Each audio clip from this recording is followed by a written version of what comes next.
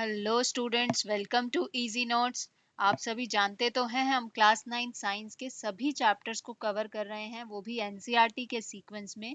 और अभी हम हैं चैप्टर 4 पर, जो कि है हमारा स्ट्रक्चर ऑफ एटम। और इस चैप्टर को मैंने दो पार्ट्स में डिवाइड किया था। इसका पार्ट 1 मैं ऑलरेडी शेयर कर चुकी हूँ। मैं उसका लिंक जो है वो डिस्क्रिप्शन में डाल दूंगी। उस पार्ट में हमने सभी एटॉमिक मॉडल्स को कवर किया था। आज हम उसी चैप्टर का पार्ट 2 करेंगे और इसमें हम क्या क्या करने वाले हैं सबसे पहले हम वो देख लेते हैं। तो आज हम कवर करने वाले हैं atomic number, electron distribution, valency, mass number, isotopes and isobars.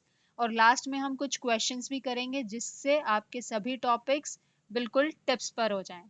तो वीडियो के एंड तक बने रहिएगा। तो सबसे पहले हमारा टॉपिक है एटॉमिक नंबर। तो सबसे पहले इसे समझ लेते हैं हम कि एटॉमिक नंबर है क्या। Atomic number is the number of protons present in the nucleus. Protons कहाँ होते हैं? हमारे न्यूक्लियस में। न्यूक्लियस में हमारे दो सब एटॉमिक पार्टिकल्स होते हैं, प्रोटॉन्स और न्यूट्रॉन्स। तो जितने भी नंबर ऑफ प्रोटॉन्स होंगे वो ही एटॉमिक नंबर होगा। किसी में अगर नंबर ऑफ प्रोटॉन्स 11 है तो उसका एटॉमिक नंबर 11 होगा। किसी में अगर 12 है तो उसका एटॉमिक नंबर 12 होगा। अब अगर पूछा जाए कि जो एटॉमिक नंबर है वो नंबर ऑफ प्रोटॉन्स पर ही क्यों डिपेंड करता है, नंबर ऑफ इलेक्ट्रॉन्स पर क्यों नहीं करता? हालांकि नंबर ऑफ प्रोटॉन्स जो है that is equal to number of electrons in a neutral element, दोनों बराबर होते हैं। फिर भी हम डेफिनेशन में यही लिखते हैं कि atomic number is the number of protons. क्यों? इसका जवाब ये है कि जो नंबर ऑफ प्रोटॉन्स होते हैं वो हमारे फिक्स्ड रहते हैं, लेकिन नंबर ऑफ इलेक्ट्रॉन्स जो है वो हमारे चेंज हो सकते हैं, क्योंकि कोई भी एलिमेंट जो है वो इलेक्ट्रॉन को लूज भी कर सकता है और गेन भी कर सकता है। तो जब वो लूज करेगा तो उसके नंबर ऑफ इलेक्ट्रॉन्स कम हो जाएंगे, और अगर वो गेन करेगा तो नंबर ऑफ इलेक्ट्रॉन्स बढ़ जाएंगे। यानी कि जो इलेक्ट्रॉन्स हैं वो चेंज होते हैं, जबकि प्रोटॉन्स जो है दैट रिमेन फिक्स्ड। तो इसीलिए जो एटॉमिक नंबर को हम हमेशा लिखेंगे it is the number of protons.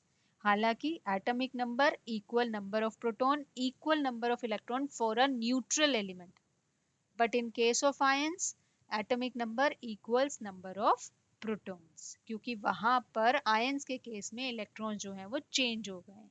अब एटॉमिक नंबर को हम डिनोट किससे करते हैं, उसका सिंबल क्या है? उसको हम डिनोट करते हैं Z से। ये कैपिटल में ही लिखना है हमको, हम इसको स्मॉल लेटर्स में नहीं लिख सकते, ठीक है। अब नेक्स्ट हमारा क्या है कि जो एटॉमिक नंबर है that is the identity of any element. यानी कि अगर दो एटम्स हमें दिए हुए हैं और उनका एटॉमिक नंबर सेम है तो यानी कि वो सेम ही एलिमेंट के एटम्स होंगे। अगर दो एटम्स के एटॉमिक नंबर डिफरेंट है तब वो जो होगा डिफरेंट एलिमेंट होगा। तो अगर एटॉमिक नंबर सेम है तो हम ये कह सकते हैं कि वो सेम ही एलिमेंट के एटम्स हैं। अब जैसे अभी मैंने डिस्कस किया कि फॉर अ न्यूट्रल एटम, अगर हमारा एटम न्यूट्रल है उस केस में नंबर ऑफ प्रोटॉन्स जो है वो नंबर ऑफ इलेक्ट्रॉन्स के बराबर होते हैं। तो इसीलिए हम तब लिख सकते हैं कि जो एटॉमिक नंबर है that is equal to number of protons equals to number of electrons. तो न्यूट्रल एटम में ये तीनों चीजें आपस में बराबर होती हैं।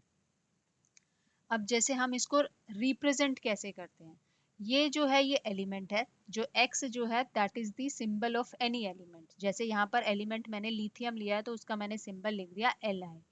तो जो एटॉमिक नंबर है उसको हम लेफ्ट साइड पर और लोअर साइड पर लिखते हैं।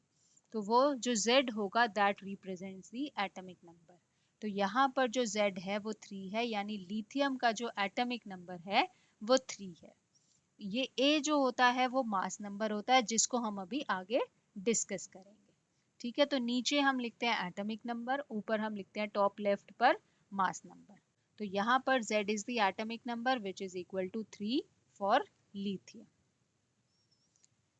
अब ये बात भी हमने अभी डिस्कस की in case of ions. Ions के केस में क्योंकि नंबर ऑफ इलेक्ट्रॉन्स चेंज हो रहे हैं, वहां पर हम लिखेंगे atomic number equals number of protons. वहां पर हम ये नहीं लिखेंगे इक्वल नंबर ऑफ इलेक्ट्रॉन, क्योंकि वहां पर इलेक्ट्रॉन्स चेंज हो गए हैं since the ions are formed by loss और गेन ऑफ इलेक्ट्रॉन्स। तो number of electrons can change for an element but number of protons remain fixed. अब जैसे यहाँ पर हमने सोडियम आयन की बात की Na+ का मतलब क्या है? प्लस चार्ज तभी आता है जब कोई एलिमेंट अपना इलेक्ट्रॉन लूज करता है। तो यहाँ पर 1 प्लस चार्ज है, दैट मीन्स इसने एक इलेक्ट्रॉन लूज किया है। तो यहाँ पर उसके जो नंबर ऑफ इलेक्ट्रॉन्स होंगे उसमें से 1 कम हो गया, जबकि प्रोटॉन्स जो हैं वो फिक्स्ड रहेंगे। अब क्योंकि जो सोडियम है उसका एटॉमिक नंबर 11 होता है, Na का जो न्यूट्रल एटम है Na का, उसका एटॉमिक नंबर 11 होता है, तो वहां पर नंबर ऑफ प्रोटॉन्स क्या होंगे, 11 होंगे। तो न्यूट्रल एलिमेंट में इलेक्ट्रॉन्स भी 11 होने चाहिए थे, बट क्योंकि उसने एक इलेक्ट्रॉन अपना किसी को दे दिया है, तो इसके पास अब कितने बचे, 10 इलेक्ट्रॉन्स बचे। तो प्रोटॉन्स यहाँ पर 11 हैं, लेकिन इलेक्ट्रॉन्स कितने हो गए हैं, 10, वो चेंज हो गए हैं। लेकिन उसका एटॉमिक नंबर जो रहेगा Na प्लस का वो 11 ही रहेगा, क्योंकि उसमें नंबर ऑफ प्रोटॉन्स जो हैं वो 11 हैं। तो यहाँ तक अब सबको समझ में आ गया होगा। अब हम देख लेते हैं जो पहले 20 एलिमेंट्स हैं उनके एटॉमिक नंबर क्या हैं, क्योंकि ये हम शुरू से ही करते आ रहे हैं कि हमने सिर्फ फर्स्ट 20 एलिमेंट्स को ही याद रखना है। तो जैसे यहाँ पर है हाइड्रोजन, हाइड्रोजन का एटॉमिक नंबर है 1। फिर है हीलियम, उसका एटॉमिक नंबर है 2। लिथियम, इसका एटॉमिक नंबर है 3, जो कि यहाँ पर भी हमने दिखाया था। बेरिलियम, उसका एटॉमिक नंबर है 4। बोरोन 5। इस तरह से जो कैल्शियम है इसका एटॉमिक नंबर है 20। तो यहाँ तक सबको एटॉमिक नंबर के बारे में सब कुछ क्लियर हो गया होगा। अब हम चलते हैं अपने नेक्स्ट टॉपिक पर, जो कि है हमारा इलेक्ट्रॉन डिस्ट्रीब्यूशन, कि इलेक्ट्रॉन जो होते हैं वो किसी एटम में किस तरह अरेंज होते हैं। हमने ये तो किया था कि जो इलेक्ट्रॉन्स होते हैं दे revolve around in circular paths around the nucleus, कि वो न्यूक्लियस के चारों तरफ घूमते हैं। अब वो कैसे घूमते हैं शेल्स के अंदर, अब वो हम डिस्कस करेंगे। ये जो डिस्ट्रीब्यूशन था इलेक्ट्रॉन्स का वो किसने दिया था, कौन से साइंटिस्ट ने दिया था, तो ये दिया था हमें बोर एंड बरी ने। ठीक है। अब इसके लिए रूल्स क्या क्या फॉलो होते हैं, उन्होंने क्या क्या हमें रूल्स बताया कि कैसे कैसे इलेक्ट्रॉन्स अरेंज होंगे। कोई ऑर्बिट है n, ठीक है, तो उसमें जो मैक्सिमम नंबर ऑफ इलेक्ट्रॉन्स आ सकते हैं वो आ सकते हैं 2n²। मान लो फर्स्ट ऑर्बिट है, न्यूक्लियस है, उसके बाद जो फर्स्ट ऑर्बिट है उसमें कितने इलेक्ट्रॉन्स आ सकते हैं, तो हम यहाँ पर n की वैल्यू 1 डालेंगे। तो फर्स्ट ऑर्बिट को हम बोलते हैं k शेल, ये हमने पहले भी डिस्कस किया था। फर्स्ट को k बोलते हैं, सेकंड को l, फिर हम m, n, o, p, उसके बाद हमारा अल्फाबेटिकल सीक्वेंस चलता है। तो पहली जो ऑर्बिट है वो हमारी होती है k शेल, तो वहां पर हम n की वैल्यू डालेंगे 1, तो यानी 2 1 का होल स्क्वायर, तो यहाँ पर आ जाएगा 2। ऐसे ही हम सेकंड ऑर्बिट में निकालेंगे जो कि होती है एल शेल, वहां पर हम n की वैल्यू 2 डालेंगे, तो ये आ जाएगा 2 इंटू 2 का स्क्वायर, 2 का स्क्वायर मतलब 4, 4 इंटू 2 8। ऐसे ही m शेल का निकालेंगे तो वहां n की वैल्यू हम 3 पुट करेंगे, तो ये हो जाएगा 2 इंटू 3 का स्क्वायर, 3 का स्क्वायर हो जाएगा 9, 9 इंटू 2 18। तो इसी तरह से हम सभी शेल्स में number of electrons, maximum number of electrons कितने वो होल्ड कर सकती है शेल, वो हम कैलकुलेट कर सकते हैं। सेकेंड पॉइंट उन्होंने ये कहा था कि चाहे वो मैक्सिमम नंबर ऑफ इलेक्ट्रॉन्स कितने ही क्यों ना हो किसी भी शेल में, लेकिन जो आउटर मोस्ट शेल होगी उसमें मैक्सिमम 8 ही इलेक्ट्रॉन्स आएंगे, उससे ज्यादा नहीं आ सकते। इसका हम एक एग्जांपल समझ लेते हैं तो आपको अच्छे से क्लियर आ जाएगा। मान लो हमें कैल्शियम दिया हुआ है, उसका एटॉमिक नंबर है 20, यानी कि अब क्योंकि ये न्यूट्रल एटम है तो नंबर ऑफ इलेक्ट्रॉन्स भी कितने होंगे, 20 होंगे। तो दैट मीन्स हमें इन 20 इलेक्ट्रॉन्स को अरेंज करना है इनटू डिफरेंट ऑर्बिट्स। तो अब हम पहले फर्स्ट शेल से स्टार्ट करेंगे, हमेशा हम इनर शेल से स्टार्ट करते हैं, तो हम के शेल से स्टार्ट करेंगे। के शेल में मैक्सिमम इलेक्ट्रॉन कितने आ सकते हैं, 2, तो हमने पहले डाला 2। अब हमारे पास कितने और बच गए, 18 बच गए। अब उसके बाद हम डालेंगे एल शेल में, एल शेल में मैक्सिमम कितने आ सकते हैं, 8, तो एल में आ गए 8। अब टोटल कितने हम फिल कर चुके हैं, 10, तो हमारे पास कितने और बचे, 10 और इलेक्ट्रॉन बचे।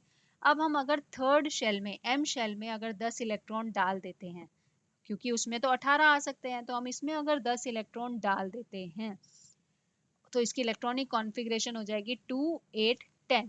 बट ये गलत होगी, क्यों, क्योंकि यहाँ पर जो एम शेल है ये आउटर मोस्ट शेल है, और उसके सेकंड पॉइंट के अकॉर्डिंग आउटर मोस्ट शेल में मैक्सिमम हम 8 इलेक्ट्रॉन ही डाल सकते हैं, तो हम 8 से ज्यादा यहाँ पर नहीं डाल सकते।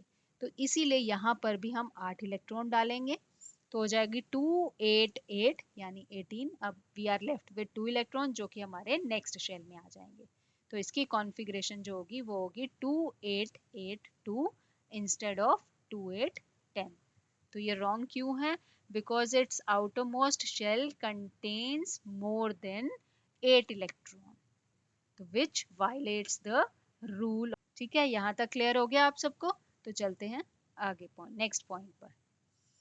अब यहाँ पर जो शेल्स हैं वो हमारी स्टेप वाइज मैनर में ही करेंगे। जैसे पहले हम के शेल फिल करेंगे, फिर एल शेल करेंगे, फिर एम शेल करेंगे। तो ये सीक्वेंस में चलेगा, सबसे पहले के ही फिल होगी, ऐसा नहीं होगा पहले हम एम भरेंगे फिर एल भरेंगे। तो ये हमेशा के शेल से स्टार्ट होगा, फिर एल, फिर एम, इस तरह से सीक्वेंस में। जब तक हमारी इनर शेल्स कंप्लीटली फिल नहीं होती हम बाहर वाली शेल्स में नहीं जा सकते।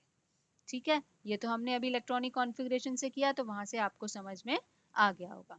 अब यहाँ पर हमने लिए हैं elements from atomic number 1 to 18। तो ये हमने यहाँ पर एटॉमिक नंबर्स लिखे हैं 1 से लेकर 18 तक। अब क्योंकि ये न्यूट्रल एटम है तो जितना एटॉमिक नंबर होगा उतने ही नंबर ऑफ इलेक्ट्रॉन्स होंगे, तो ये सेम लिख दिए हमने। अब नंबर ऑफ इलेक्ट्रॉन्स आ गए तो हम इसकी इलेक्ट्रॉनिक कॉन्फ़िगरेशन लिखेंगे। ये हमारी के शेल हो गई, एल एम एन ओ, इस तरह से हमने शेल नंबर लिख दिया। तो अब 1 इलेक्ट्रॉन है तो वो तो फर्स्ट शेल में ही जाएगा।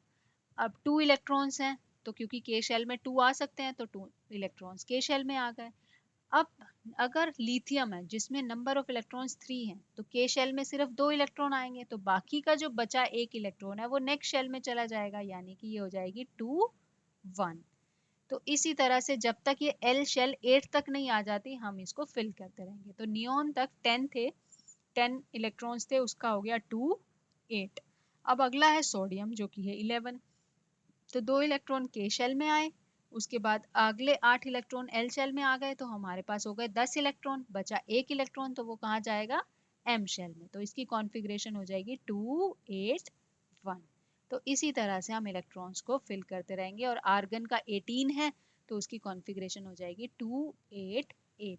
तो ये बहुत ही इंपॉर्टेंट टॉपिक है, हमेशा इलेक्ट्रॉन डिस्ट्रीब्यूशन पूछा जाता है। इसको हम इलेक्ट्रॉन कॉन्फ़िगरेशन भी बोलते हैं कि find the electron configuration of this element. तो इसको आपने बहुत अच्छे से प्रिपेयर करना है। यहाँ तक आपको सबको समझ में आ गया होगा। अब मैं इस इलेक्ट्रॉनिक कॉन्फ़िगरेशन का एक विजुअल रिप्रेजेंटेशन देती हूँ कि कैसे ये एटम्स के अंदर हम इसको दिखाते हैं। तो जैसे हाइड्रोजन है, हाइड्रोजन में एक ही शेल है के शेल, उसमें 1 इलेक्ट्रॉन है। हीलियम में 2 इलेक्ट्रॉन होते हैं तो ये एक ही शेल है, दोनों इलेक्ट्रॉन्स जो हैं वो के शेल में आ गए हैं।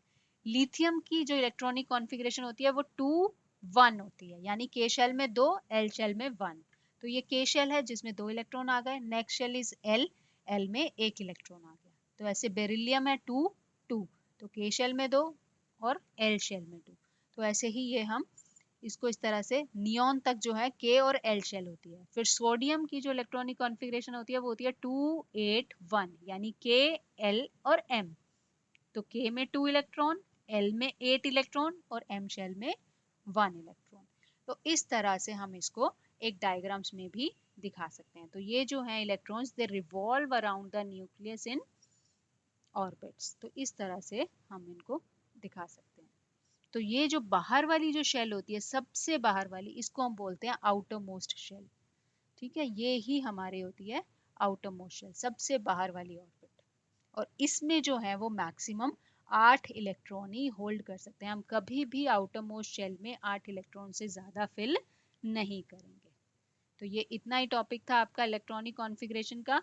अब मैंने आपके साथ यहाँ पे कुछ प्रॉब्लम्स भी शेयर किए हैं, यहाँ पे कुछ डायग्राम्स आपको दिए हुए हैं जिससे आप मुझे यहाँ पर बताओगे कि ये कौन सा एलिमेंट है। तो सबसे पहले आप ये देखोगे कि यहाँ पर नंबर ऑफ इलेक्ट्रॉन्स कितने हैं, उसका एटॉमिक नंबर क्या होगा, और फिर हम पीरियोडिक टेबल से उन एलिमेंट्स को ढूंढ सकते हैं। फर्स्ट 20 एलिमेंट्स तो आपने बहुत ही अच्छे से लर्न करने हैं कि अगर आपको उनका एटॉमिक नंबर किसी भी एलिमेंट का दे दिया जाए तो आपको पता होना चाहिए कि वो एलिमेंट कौन सा है। और कैसे उन्हें लर्न करना है वो मैंने आपके साथ चैप्टर 3 की वीडियो में शेयर किया है। और अगर आपको याद नहीं है तो फटाफट से वो वीडियो देखिए और उन एलिमेंट्स को झट से लर्न कर लीजिए। चुटकियों में आपको वो लर्न हो जाएंगे एलिमेंट्स। तो आप फटाफट से अपनी नोटबुक और पेन उठाइए और इन सब के आंसर्स मेरे साथ कमेंट सेक्शन में शेयर कीजिए।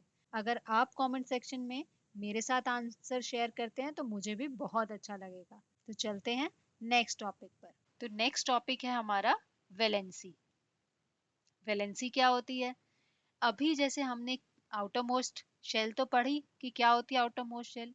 एटम के स्ट्रक्चर में जो सबसे बाहर वाली शेल होती है उसको आउटर मोस्ट शेल कहते हैं। उसमें जितने भी इलेक्ट्रॉन्स प्रेजेंट होंगे उनको हम बोलेंगे वैलेंस इलेक्ट्रॉन्स। क्या बोलेंगे? Valence electrons. तो number of electrons present in outermost shell they are known as valence electrons. तो जो हम वैलेंसी निकालते हैं वो वैलेंस इलेक्ट्रॉन्स से ही निकालते हैं। तो ये भी हमने अभी पॉइंट किया था कि जो मैक्सिमम नंबर ऑफ इलेक्ट्रॉन्स आ सकते हैं आउटर मोस्ट शेल में वो 8 ही आ सकते हैं। आउटर मोस्ट शेल में हम 8 इलेक्ट्रॉन से ज्यादा फिल नहीं कर सकते। और हर एक एटम की ये टेंडेंसी होती है कि वो अपनी आउटर मोस्ट शेल में 8 इलेक्ट्रॉन ले आए किसी भी तरह से, चाहे वो उसे इलेक्ट्रॉन लूज करना पड़े चाहे गेन करना पड़े, उसकी आउटर मोस्ट शेल में 8 इलेक्ट्रॉन आ जाए, वो उसकी ये कोशिश रहती है। क्योंकि अगर उसकी आउटर मोस्ट शेल में 8 इलेक्ट्रॉन आ जाते हैं तो वो स्टेबल हो जाती है। अब उसको किसी के साथ रिएक्ट करने की जरूरत नहीं होती। तो ऐसा करने के लिए, स्टेबल होने के लिए, वो या तो इलेक्ट्रॉन को लूज करती है या फिर गेन करते हैं। ठीक है, कभी अगर ये क्वेश्चन आ जाए व्हाई डू एटम्स रिएक्ट, तो इसका आंसर यही है कि every atom tend to achieve 8 electron in it outermost shell to gain stability. ठीक है, अब जितने नंबर ऑफ इलेक्ट्रॉन वो लूज कर रहे हैं या गेन कर रहा है, कोई भी एलिमेंट कितने इलेक्ट्रॉन लूज कर रहा है या गेन कर रहा है उस 8 इलेक्ट्रॉन्स को पाने के लिए, उसी को हम बोलते हैं वैलेंसी। अब ये तो हमने कर लिया ऐसी बुकिश लैंग्वेज, मुझे तो समझ में नहीं आया। आप सब ये सोच रहे होंगे कि क्या होगा, हमें तो नहीं समझ में आया। तो अब इसको हम एक एग्जाम्पल से कर लेते हैं, उसके बाद आप कहोगे ये थी वैलेंसी, ये तो बहुत ही इजी है। तो देख लेते हैं जरा। अब जैसे मान लो मैं ले लूं कोई एलिमेंट, जैसे हमने आर्गन किया था जिसका एटॉमिक नंबर था 18, तो उसकी इलेक्ट्रॉनिक कॉन्फ़िगरेशन क्या होगी? वो होगी 288। तो उसके आउटर मोस्ट में तो पहले से ही 8 इलेक्ट्रॉन है, तो उसको जरूरत ही नहीं है कुछ कोई इलेक्ट्रॉन लूज करने की या गेन करने की। तो उन एलिमेंट्स की जो वैलेंसी होती है वो 0 होती है। जिनके भी आउटर मोस्ट शेल में पहले से ही 8 इलेक्ट्रॉन्स हैं उनकी वैलेंसी क्या होगी? 0। तो ग्रुप 18 एलिमेंट्स ऐसे हैं जो पीरियोडिक टेबल में जो एक्सट्रीम राइट पर होते हैं, जो कि है ग्रुप 18, उनमें आउटर मोस्ट शेल में 8 इलेक्ट्रॉन्स होते हैं। तो ग्रुप 18 एलिमेंट्स की जो वैलेंसी होती है वो हमेशा 0 होती है। ठीक है, यहाँ तक समझ में आया? अब बाकी एलिमेंट्स की वैलेंसी कैसे निकालें?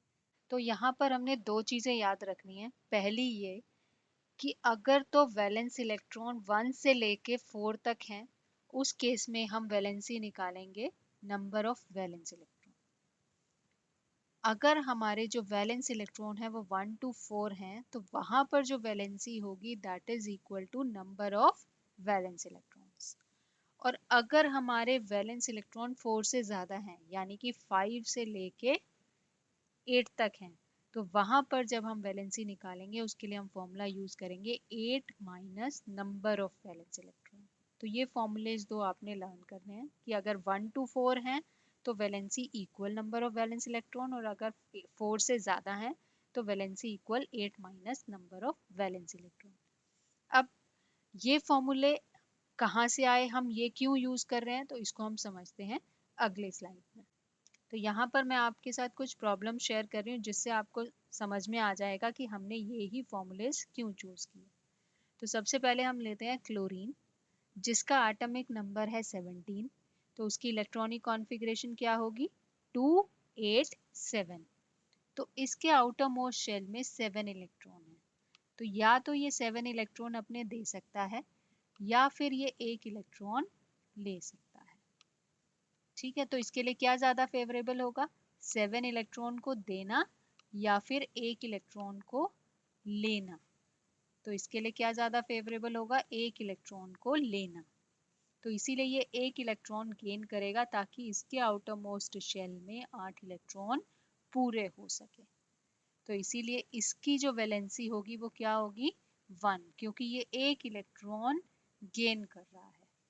और इसीलिए यहाँ पर जो फॉर्मूला हो जाएगा वो हो जाएगा valency equal 8 minus number of valence electron, यानी 8 minus 7 that is equal to 1। ठीक है, तो क्योंकि यहाँ पर इसने नंबर ऑफ इलेक्ट्रॉन्स कितने गेन किए 1, तो वैलेंसी यहाँ पर हो जाएगी 1। या फिर हम इसको इस फॉर्मूले से भी निकाल सकते हैं, क्योंकि ये आउटर मोस्ट शेल में 4 से ज़्यादा है, तो यहाँ पर हम फॉर्मूला करेंगे 8 minus number of valence electron. ठीक है, अब हम एक ऐसा एग्जाम्पल कर लेते हैं जहाँ पर जो वैलेंस इलेक्ट्रॉन है वो 4 से कम है। तो हम यहाँ पर ले लेते हैं पोटेशियम, जिसका एटॉमिक नंबर है 19, तो उसकी इलेक्ट्रॉनिक कॉन्फ़िगरेशन होगी 2 8 8 1। तो इस केस में ये क्या करेगा, क्योंकि इसके आउटर मोस्ट शेल में कितने इलेक्ट्रॉन है 1, तो अगर अब इसको आउटर मोस्ट शेल में 8 चाहिए, तो या तो ये अपना ये वाला इलेक्ट्रॉन लूज कर दे, ठीक है, ये वाला इलेक्ट्रॉन अपना लूज कर दे, तो इसके कॉन्फ़िगरेशन हो जाएगी 2 8 8। तब इसकी जो वैलेंस शेल हो जाएगी वो ये एम शेल हो जाएगी, जिसमें कि 8 इलेक्ट्रॉन है। या फिर ये इसी शेल में 7 इलेक्ट्रॉन एक्सेप्ट कर ले।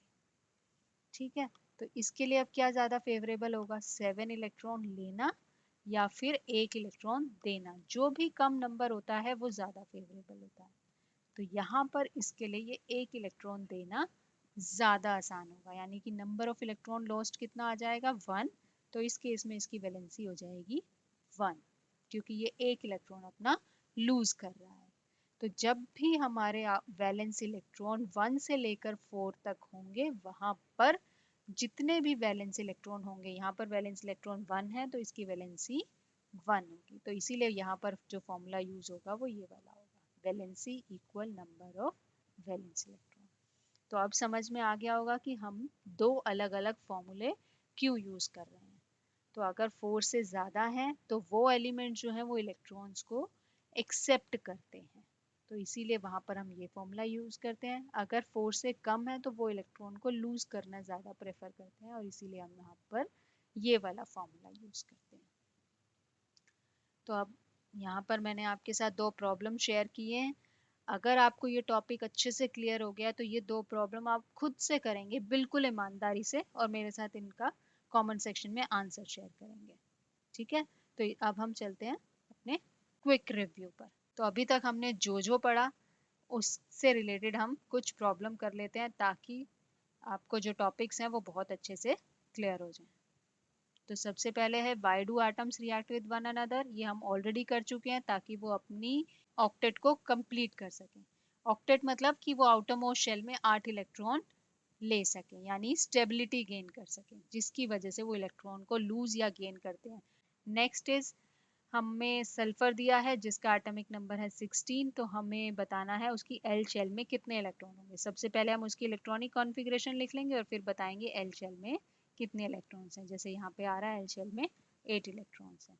नेक्स्ट हमसे पूछा इलेक्ट्रॉनिक कॉन्फ़िगरेशन और वैलेंसी लिखनी है Na+ आयन की, सोडियम आयन की हमें इलेक्ट्रॉनिक कॉन्फ़िगरेशन लिखनी है। तो इलेक्ट्रॉनिक कॉन्फ़िगरेशन क्या होती है, डिस्ट्रीब्यूशन ऑफ इलेक्ट्रॉन्स, यानी इलेक्ट्रॉन्स पता होने चाहिए हमें। सोडियम जो होता है उसका एटॉमिक नंबर 11 होता है, तो नंबर ऑफ इलेक्ट्रॉन्स उसमें 11 होने चाहिए। अब क्योंकि ये Na+ है, दैट मीन्स इसने अपना एक इलेक्ट्रॉन लूज कर दिया है, तो इसके पास अब कितने इलेक्ट्रॉन्स हो गए हैं 10, तो हमें 10 इलेक्ट्रॉन्स को अरेंज करना है। तो इसकी इलेक्ट्रॉनिक कॉन्फ़िगरेशन क्या होगी 2 8। अब इसकी वैलेंसी क्या होगी, क्योंकि इसके आउटर मोस्ट में ऑलरेडी 8 इलेक्ट्रॉन है, तो ना तो ये लूज करेगा ना ही गेन करेगा, तो इसकी वैलेंसी हो जाएगी 0। या फिर हम ये फॉर्मूला यूज करेंगे 8 minus number of valence electron, क्योंकि ये 4 से ज्यादा है, तो 8 माइनस 8 इक्वल्स 0। तो ये क्वेश्चन आपको अच्छे से क्लियर हो गए होंगे। तो चलते हैं अपने नेक्स्ट टॉपिक पर, जो कि है हमारा मास नंबर। एटॉमिक नंबर हम ऑलरेडी डिस्कस कर चुके हैं कि एटॉमिक नंबर क्या होता है, which is equal to the number of protons. अब हम देखेंगे कि मास नंबर क्या होता है। तो मास नंबर जो है वो हमारा होता है number of protons plus number of neutrons, यानी प्रोटॉन्स और न्यूट्रॉन्स के सम के बराबर होता है।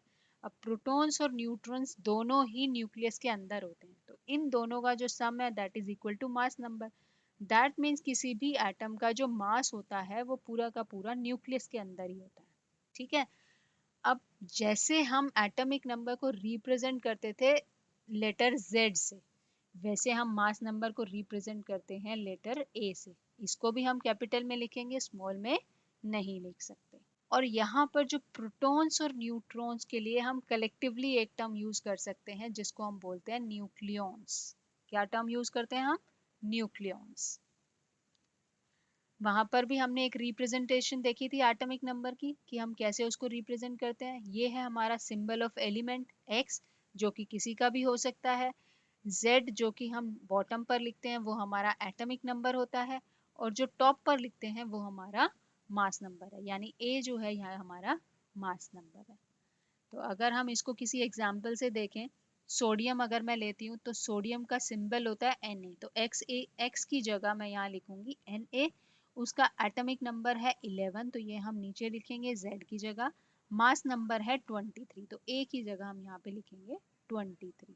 तो ये 11 जो है ये एटॉमिक नंबर है, यानी कि इसके अंदर नंबर ऑफ प्रोटॉन्स तो 11 है, और मास नंबर 23 है, यानी number of protons plus neutrons, इन दोनों को मिला के जो है वो 23 है।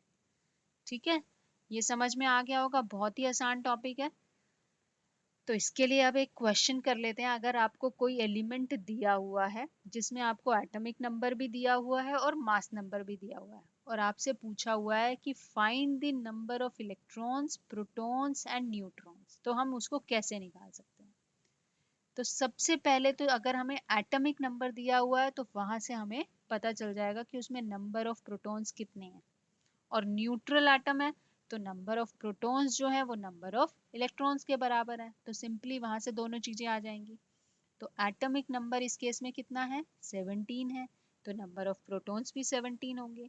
अब क्योंकि ये न्यूट्रल एटम है, क्योंकि इसके ऊपर कोई चार्ज नहीं है, तो इसीलिए नंबर ऑफ इलेक्ट्रॉन्स जो है वो नंबर ऑफ प्रोटॉन्स के बराबर होंगे, जो कि है 17।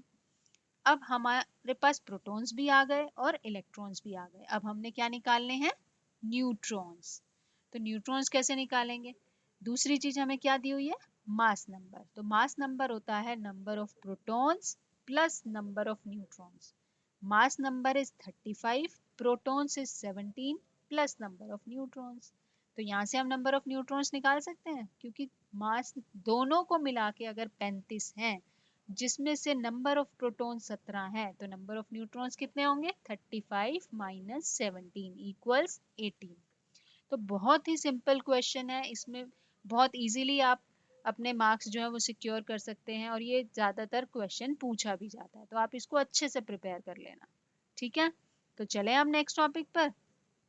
नेक्स्ट टॉपिक हमारा है आइसोटोप्स। अब आइसोटोप्स क्या होते हैं? Isotopes जो हैं that are the atoms of the same element having same atomic number but different mass numbers। मतलब अगर दो क्लोरीन है हमारे पास, उनका एटॉमिक नंबर सेम है, यानी कि क्लोरीन का अगर 17 है तो दोनों का 17 है, लेकिन मास नंबर जो है दोनों का डिफरेंट है। एक का अगर 35 है, दूसरे का 37 है, तो ये दोनों जो होंगे ये दोनों एक दूसरे के आइसोटोप्स होंगे। ठीक है। और आइसोटोप जो होता है किसी भी एलिमेंट का, वो प्योर सब्सटेंस होता है। कि अगर एक क्लोरीन के दो आइसोटोप्स हैं तो ये दोनों आइसोटोप आपस में प्योर होंगे। लेकिन जब पीरियोडिक टेबल में हम लिखते हैं कि क्लोरीन है, तो वो होता है that is the mixture of both the isotopes. तो पीरियोडिक टेबल में जो भी हमारे पास Cl लिखा होता है उसमें दोनों ही आइसोटोप्स प्रेजेंट है, लेकिन अगर हम अलग अलग बात करें तो दे आर प्योर सब्सटेंसेस। और आइसोटॉप्स का क्योंकि एटॉमिक नंबर सेम होता है, और हमारी जो केमिकल प्रॉपर्टीज होती हैं वो तो एटॉमिक नंबर पर ही डिपेंड करती हैं। क्यों? क्योंकि केमिकल प्रॉपर्टीज जो हैं वो हमारी नंबर ऑफ इलेक्ट्रॉन्स पर डिपेंड करती हैं, और number of electrons equal to atomic number. अब क्योंकि आइसोटॉप्स का एटॉमिक नंबर सिमिलर होता है, तो उनकी केमिकल प्रॉपर्टीज भी सिमिलर होती हैं, बट उनकी फिजिकल प्रॉपर्टीज डिफरेंट होती हैं।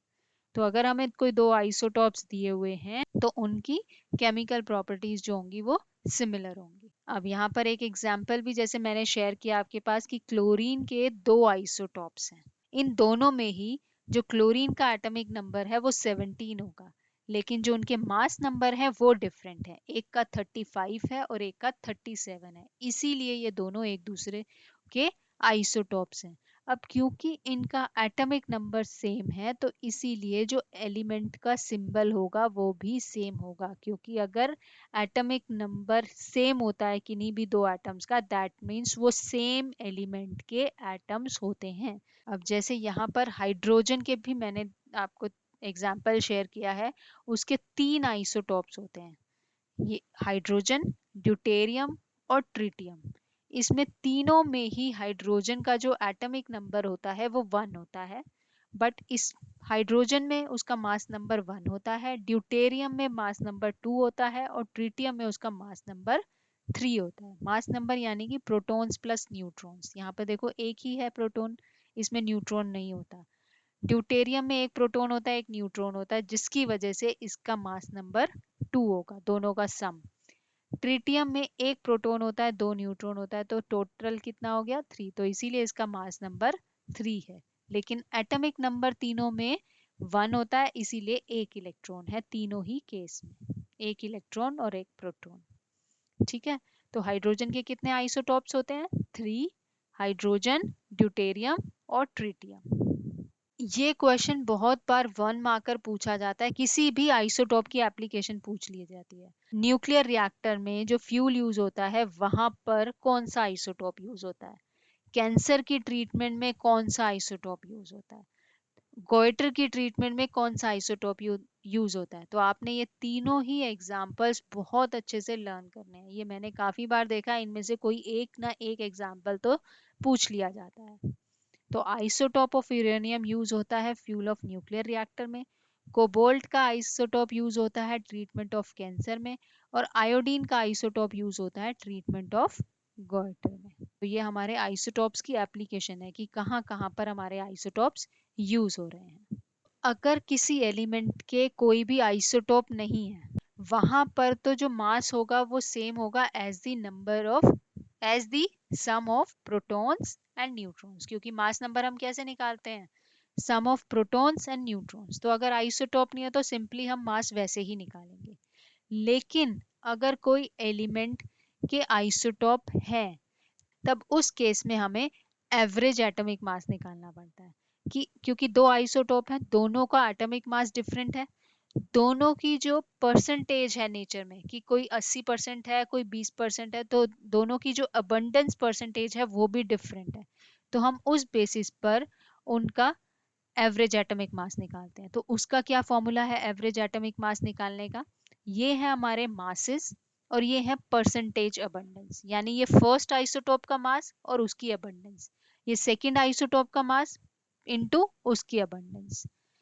तो यहाँ पर क्लोरीन का मैं एग्जांपल अगर दूं आपको, तो क्लोरीन के जो दो थे आइसोटॉप्स, 35 Cl एग्जिस्ट करता है 75% और 37 वाला लाई करता है 25% इन नेचर। तो इसकी जो परसेंटेज अबंडेंस है वो नेचर में 75% और 25% है।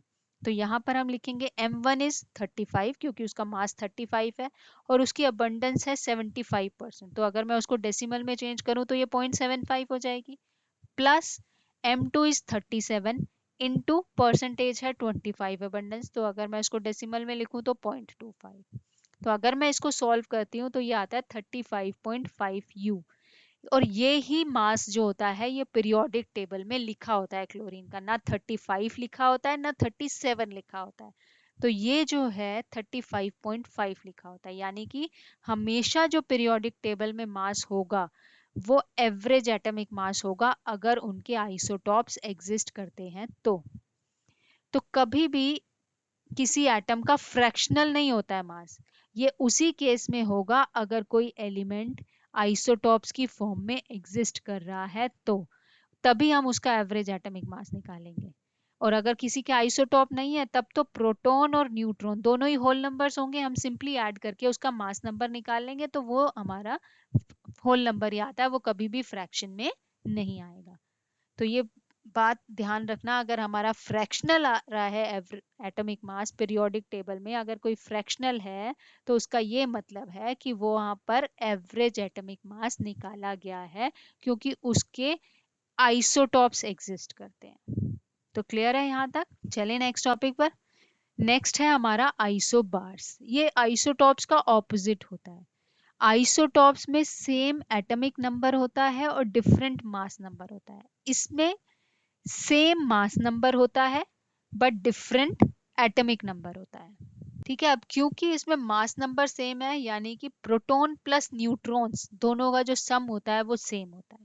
यहाँ पर अगर मैं एग्जांपल लूं तो ये है हमारा कैल्शियम और ये है आर्गन। अब क्योंकि इनका एटॉमिक नंबर डिफरेंट है तो इसीलिए एलिमेंट का सिंबल भी डिफरेंट होगा, क्योंकि एलिमेंट का सिंबल तभी सेम होता है अगर उनके एटॉमिक नंबर सिमिलर होते हैं। तो यहाँ पर 20 है, यहाँ 18 है, इसीलिए इनके सिंबल्स भी डिफरेंट होंगे। तो जब एटॉमिक नंबर 20 होता है वो कैल्शियम होता है, और अगर 18 होता है तो वो आर्गन होता है, और इन दोनों के जो मास नंबर है वो 40 है। तो that means they are isobars of each other. तो यहाँ पर एक और एग्जांपल है, यहाँ आर्गन, पोटेशियम, कैल्शियम। अब तीनों के अगर आप मास नंबर देखो, तीनों के 40 हैं, और नीचे दिया हुआ है एटॉमिक नंबर 18, 19, 20। अगर ये आपको एग्जांपल दे दिया जाए और पूछा जाए कि इनका क्या रिलेशनशिप है एक दूसरे से, तो क्योंकि इनका मास नंबर तीनों का सेम है और atomic number is different, that means they are isobars of each other.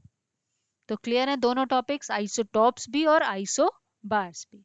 तो अब हम कुछ क्वेश्चंस कर लेते हैं ताकि जितना भी अभी हमने कवर किया वो एक बार से रिवाइज हो जाए।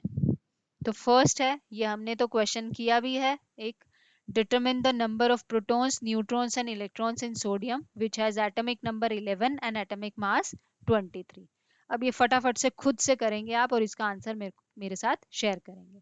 Second is right the electronic configuration. ये 4 एलिमेंट्स मैंने दिए हैं, आपको इनकी इलेक्ट्रॉनिक कॉन्फ़िगरेशन लिखनी है। बहुत ही सिंपल है, कोई इसमें प्रॉब्लम नहीं होनी चाहिए। Next is what is the maximum number of electron that can be accommodated. तो यहाँ पर मैक्सिमम नंबर ऑफ इलेक्ट्रॉन पूछा हुआ है, तो जब भी ये पूछा जाए तो हम सिंपली 2n² फॉर्मूला लगाएंगे। अब क्योंकि इसमें सेकेंड एनर्जी शेल है तो वहां पर n की वैल्यू 2 हो जाएगी। उसके बाद है what is the distribution of electron in the first 3 shell for an electron with an atomic number. तो यहाँ पर आपको उसकी इलेक्ट्रॉनिक कॉन्फ़िगरेशन लिखनी है। Next is what are isotopes, ये हम कर चुके हैं। Give 2 examples of isotopes of hydrogen. Hydrogen के 2 आइसोटॉप बताने हैं, 3 होते हैं, हम इसमें से कोई भी 2 का एग्जांपल दे सकते हैं। And explain their difference in terms of neutrons, और न्यूट्रॉन्स के टर्म्स में हमें बताना है कि उनमें क्या डिफरेंस है। ठीक है, तो ये भी हमने देख लिया है कि कैसे वो न्यूट्रॉन्स उनमें डिफरेंट है। हाइड्रोजन में जैसे कोई भी न्यूट्रॉन नहीं होता, ड्यूटेरियम में 1 न्यूट्रॉन होता है और ट्रिटियम में 2 न्यूट्रॉन्स होते हैं।